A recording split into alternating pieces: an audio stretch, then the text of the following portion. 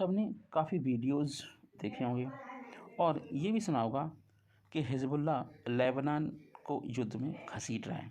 ये कहना है इजरायली सेना का। आतंकी संगठन ने कहा कि गाजा पर ज़मीनी हमला हुआ तो हम भी जंग लड़ेंगे, मतलब हिजबुल्लाह भी इस युद्ध में आ जाएगा और छोटे मोटे अटैक तो वो कर ही रहा है। इजराइल की सेना ने इस बात को संज्ञान में लेते हुए चेतावनी भी दी है कि हिजबुल्लाह लेबनान को भी अपने साथ जंग में खींच रहा है। इससे उन्हें कुछ हासिल नहीं होगा, लेकिन ऐसा हुआ तो बहुत कुछ है जो लेबनान को खोना पड़ेगा। लेबनानी नागरिकों को इसकी कीमत चुकानी पड़ेगी। दूसरी तरफ आतंकी संगठन हिजबुल्लाह के डिप्टी लीडर शेख नईम कासिम ने कहा कि अगर इजराइल ने गाजा पर ज़मीनी हमला किया तो हिजबुल्लाह भी जंग में शामिल हो जाएगा। कासिम ने इजराइल को धमकी दी है कि अगर उसने गाजा पर कार्रवाई तेज की तो उसे इसकी कीमत चुकानी पड़ेगी। इस टाइप की भाषणबाजी आजकल चल रही है। हिजबुल्लाह लगातार लेबनान से इजराइल पर हमले भी कर रहा है। ऐसा नहीं कि वो कुछ चुपचाप से बैठा हुआ है, वो अपनी पूरी तैयारी कर रहा है। वो पिछले बॉर्डर पर करीब 5 किलोमीटर का एरिया भी खाली करा लिया गया है। इसके जवाब में इजराइल ने भी कई एयर स्ट्राइक्स की हैं। कासिम ने बताया कि शनिवार को इजरायली हमलों में उसके 6 लड़ाकों की मौत हो गई, 6 लोग मारे गए। हिजबुल्लाह बोला, हम हर हालत से निपटने को तैयार हैं।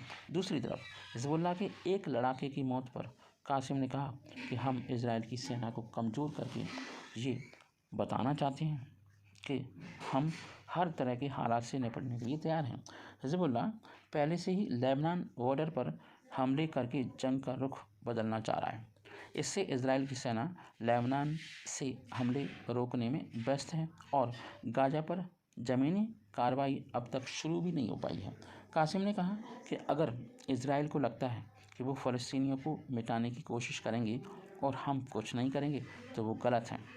हम पहले से ही लड़ाई के केंद्र में हैं, मतलब हम जानते हैं कि कैसे इजराइल को काउंटर करना है।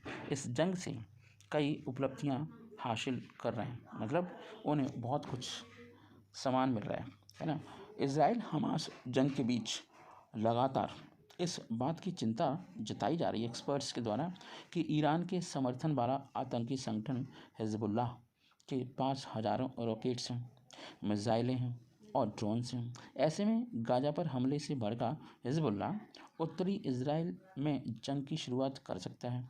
डिप्टी लीडर कासिम ने कहा कि हमसे जो भी अधिकारी संपर्क कर रहे हैं, हम उनसे यही कह रहे हैं कि इजराइल गाजा पर हमले रोक दे ताकि जंग और बुरे परिणाम को समय रहते कंट्रोल किया जा सके। हाँ, ये तो बात सही है, परिणाम तो बुरे होने वाले हैं। इजरायली सेना बोली हिजबुल्लाह खतरनाक गेम खेल रहा है। वहीं इजराइल की सेना ने प्रवक्ता जोनाथन कानरिकस के द्वारा ये कहा कि हिजबुल्लाह इस वक्त बहुत ही खतरनाक खेल खेल रहा है। वो हालात को और बिगाड़ने की कोशिश कर रहा है। लेबनान से रोज़ ज़्यादा से ज़्यादा हमले किए जा रहे हैं। क्या लेबनान गाजा के आतंकियों के लिए अपने देश की शांति और समृद्धि को दांव पर लगाने की ये तैयार हो चुका है? कानरिकस ने कहा कि लेबनान के अधिकारियों को इस सवाल का जवाब ढूंढने की ज़रूरत है।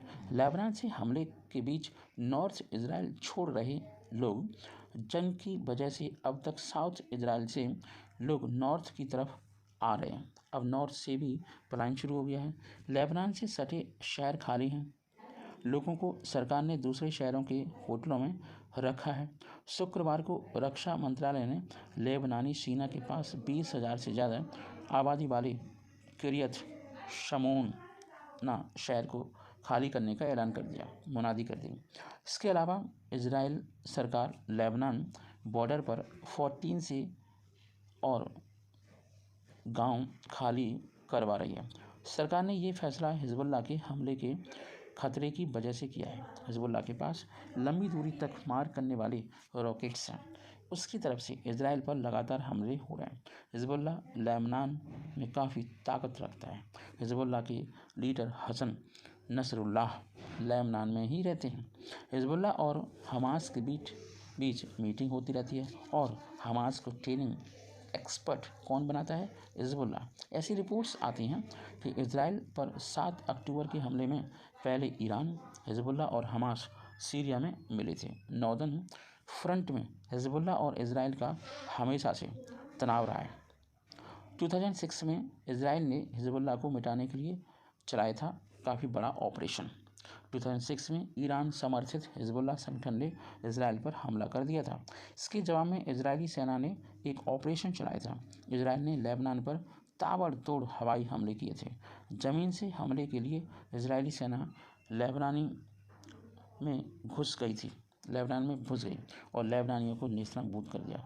34 दिनों तक चली इस ऑपरेशन में इजरायली सेना ने हिजबुल्ला के कैंपस पर कम दूरी की मिसाइलों और तोपों से गोली बरसाई थी। इस ऑपरेशन के ख़त्म होने के बाद इजराइल ने दावा किया था कि उसने हिजबुल्ला के नेटवर्क को पूरी तरह तबाह कर दिया, पर ऐसा नहीं हुआ। वो फिर से उठाने लगा है। उसे कड़ी टक्कर देने की ज़रूरत है, लेकिन ये युद्ध इतना आसान भी नहीं है, क्योंकि हिजबुल्ला को सपोर्ट करने वाला क्या है? ईरान। जय हिंद, जय भारत।